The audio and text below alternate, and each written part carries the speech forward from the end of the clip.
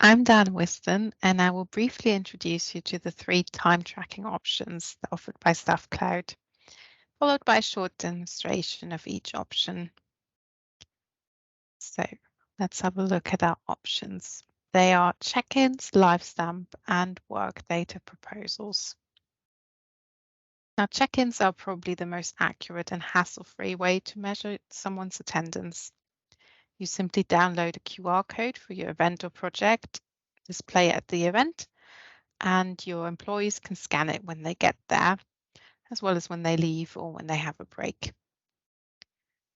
Live stamps, on the other hand, are functionality that lets employees submit a timestamp.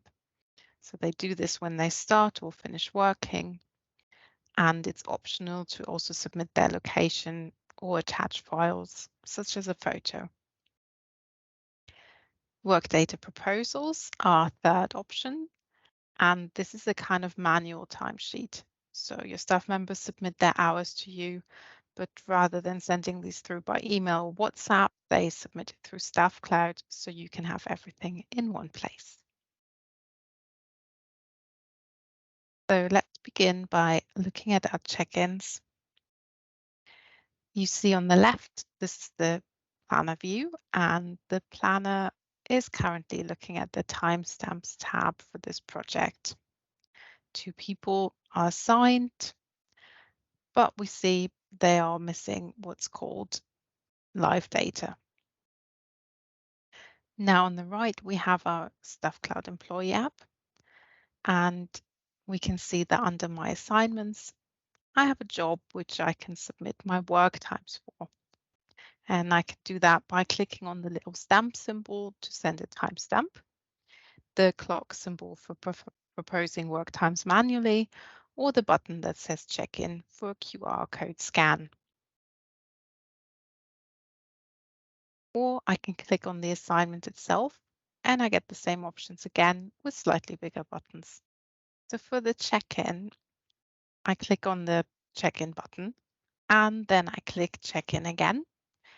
A QR code scanner opens, and once I have scanned the QR code on site, I can see I've checked in, and now I get the option to either pause work or check out, which is what I do at the end of the shift, and for each of those I would scan the QR code again. Now on the left, what the planner sees is that a check-in has been sent by this employee. So for our timestamps, in the employee app, I click on timestamp and that sends me through to a similar menu as for the check-in. But when I click on the plus symbol to submit a timestamp, I can now see the exact time. I have the option of sending my location and I can attach a file if I want to or have been asked to.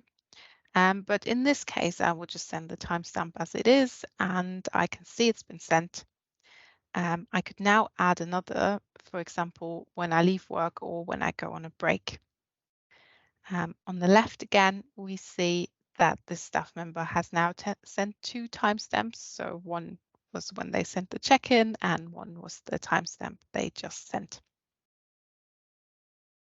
So to send a work data proposal, I, as the employee, click on the button in the middle and I see my work start and end time, as well as my break time.